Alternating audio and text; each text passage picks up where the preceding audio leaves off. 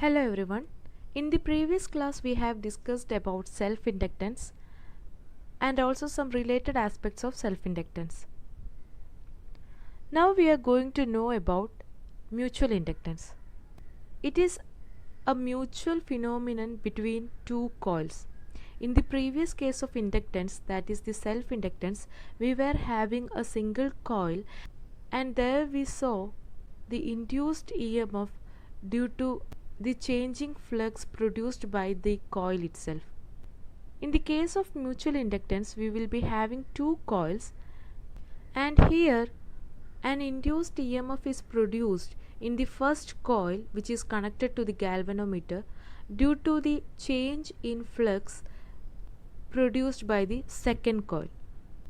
So as you can see, the second coil is connected to a battery, that is a current is passed through the second coil, and when current is passed, that is when current is increased from zero value to a maximum value, the magnetic field produced also increases, and the increase in magnetic field from 0 to a maximum value changes the flux associated with this coil. And if you observe, the first coil is placed nearby the second coil, that is, it is in the presence of the magnetic field produced by the second coil. So we told that the second coil is having a battery and current is passed through the second coil.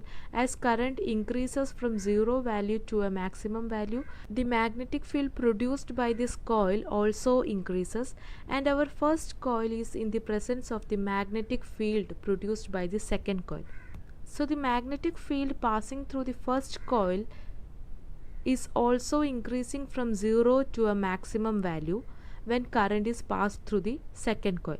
As the magnetic field passing through the first coil changes, the flux linked with the first coil changes, and that creates an induced EMF, and therefore the galvanometer connected to the first coil shows a deflection. So this is the phenomenon of mutual inductance, that is inducing an EMF in a coil by passing current through the other coil. Now let us analyze what will be the expression for the mutual inductance. So we have taken two coils, S1 and S2. These are the solenoids, and the length of the solenoids are taken to be L. Both the solenoids are having length L.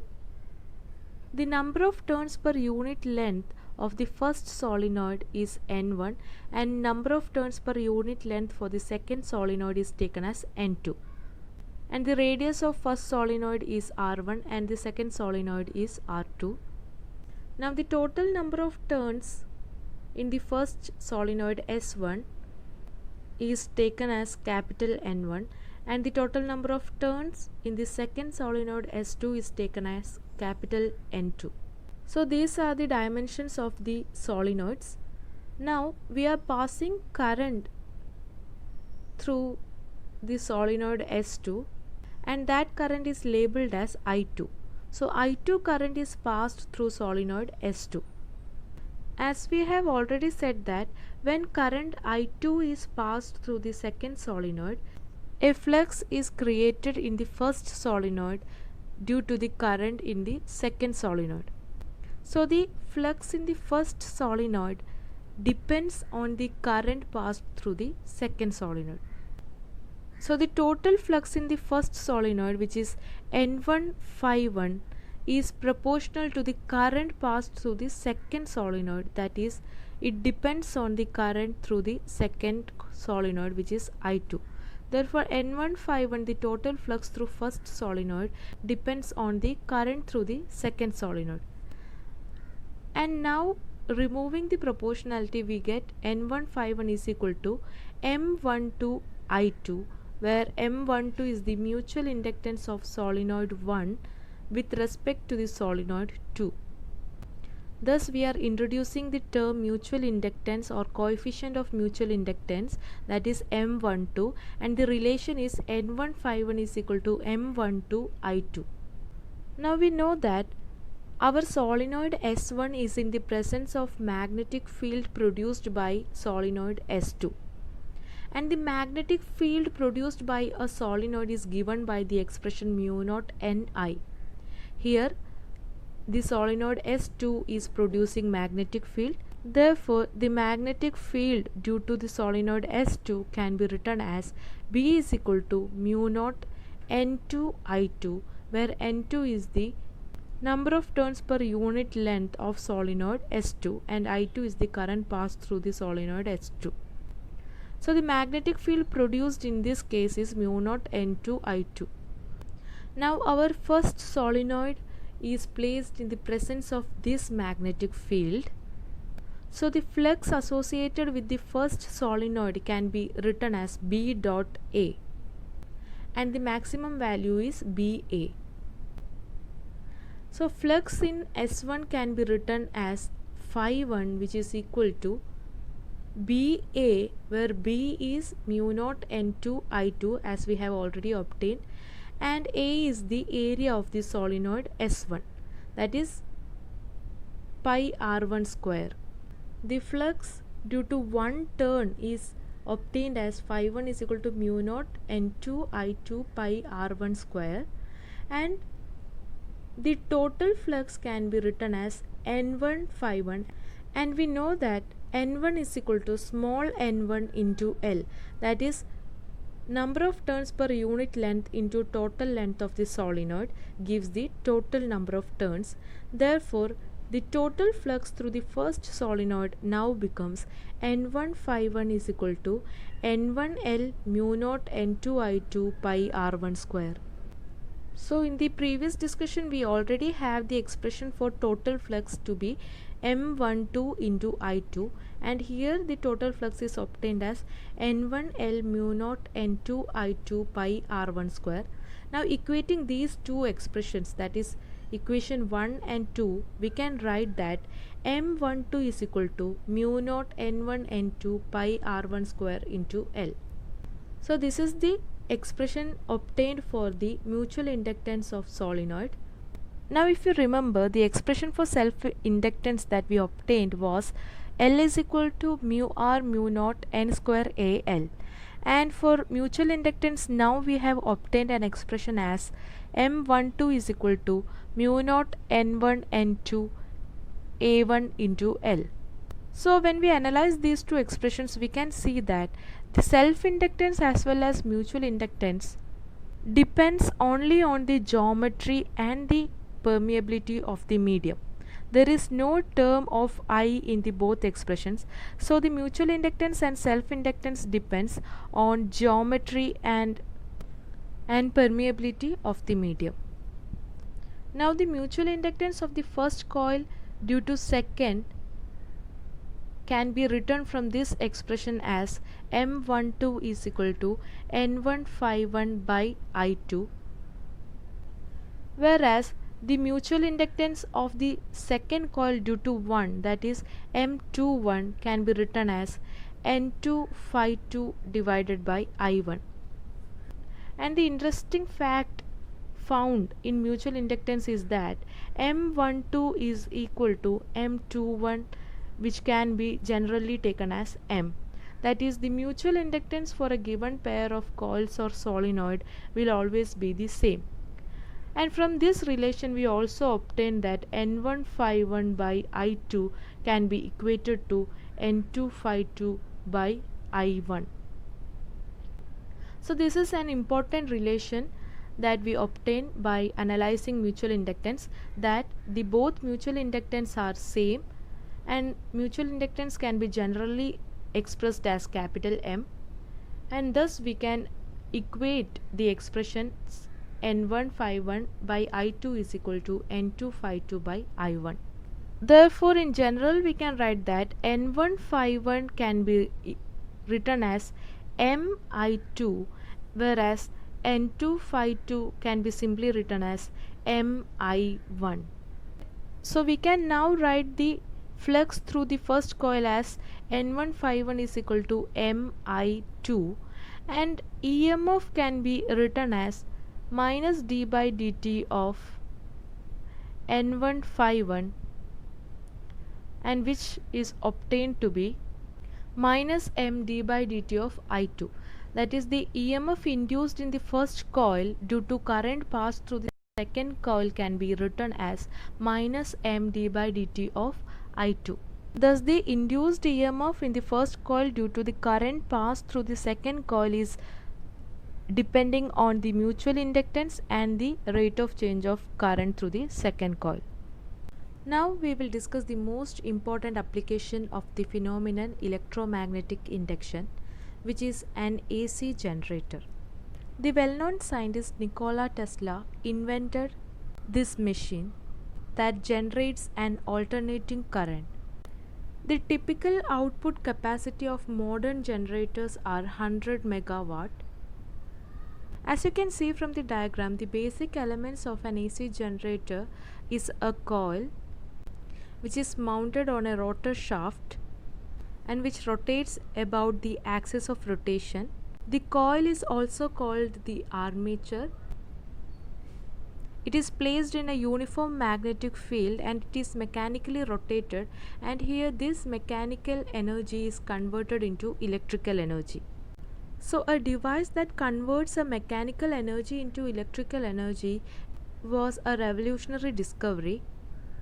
So as you can see, the rectangular coil, which is the armature, rotates in a uniform magnetic field, and the flux through this armature can be written as phi is equal to B dot A, which is BA cos theta.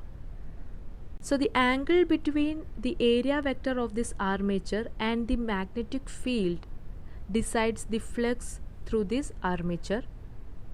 So in the given state of armature, that is as it is drawn in this diagram, the area vector which is perpendicular to this plane, because the armature is placed in this plane and the area vector will be perpendicular to this plane.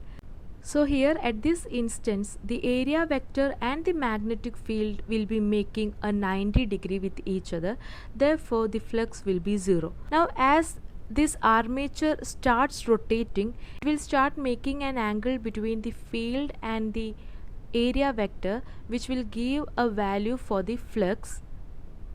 And we can see that as angle keeps changing, flux also will keep changing, and therefore the change in flux will produce an induced EMF, which is given by minus n d by dt of phi. We can write it as minus n d by dt of BA cos theta. Now, if the angular distance covered by this armature at t time is theta, that is, with time t, the angular distance covered by the armature is theta, then the angular speed, that is omega, can be obtained as theta by t. So we obtain a relation between angular speed theta and t, and from which we can write theta is equal to omega t. So phi, which is equal to BA cos theta, becomes BA cos omega t. In this place of theta we have written omega t. So now the induced EMF can be written as minus nBA into d by dt of cos omega t. And we know that the derivative of cos omega t is minus omega sin omega t, from which we get the value for induced EMF to be nBA omega sin omega t. Thus, the expression for induced EMF from an AC generator is obtained as E is equal to nBA omega sin omega t. And from this expression we know that the maximum value of sin omega t is 1. Therefore, the maximum EMF, which can be denoted as E naught, is obtained as nBA omega. And therefore we can rewrite the expression of induced EMF to be E naught sin omega t, where E naught is the maximum value of induced EMF. Now we can express the induced EMF in terms of frequency with the relation omega is equal to 2 pi nu.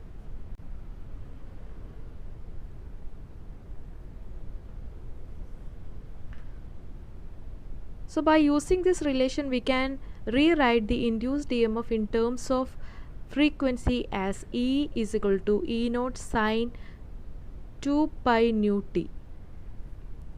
Thus we obtain the expression for EMF in terms of frequency as E is equal to E naught sine 2 pi nu t, where nu is the frequency of revolution of our coil. Now if we analyze one complete rotation of our coil and the amount of induced EMF produced during one rotation, we can see that at time is 0, that is at the beginning, and when the angle between area vector and the field is 0, then the value for EMF will be 0, because sine 0 makes the whole value for the EMF to be 0. That is 0 EMF is obtained at t equal to 0. We consider the time taken for one complete rotation to be capital T. So by the time the angle is 360, the time will be capital T. Therefore, at 180 degree the time is half time, that is t by 2, and at 90 degree it is t by 4, and at 270 it is 3t by 4. So at t equal to 0, the EMF produced is 0, and it has a maximum value when the angle becomes 90. We know that the sine value is maximum for 90 degree, which is 1. So the maximum EMF is obtained at angle 90, that is at t by 4 time, and again when the angle becomes 180 the value becomes 0, and the minimum value is obtained when angle is 270, that is when sine theta becomes -1, that is the minimum value of the induced EMF. So the value reduces from 0 to the minimum, that is minus E naught, and again when the angle becomes 360 the value of EMF becomes 0 at angle 360. So this is the alternating wave that we obtain for the EMF by one rotation of the armature. So based on the mechanical source that we are using, we have different examples for the generators. When we are rotating the armature using water falling from a height, then such a generator is called hydroelectric generator. And if we are using high pressure steam to rotate the armature and produce current, then such a generator is named as thermal generator. And if nuclear fuel is used, then it is nuclear power generator. So in AC generators, the mechanical energy is converted into electrical energy, and in India the frequency of rotation is 50 Hz, whereas in USA it is about 60 Hz. This is all about AC generator, the principle behind AC generator, its working, and how we obtain the EMF in a complete rotation of the armature.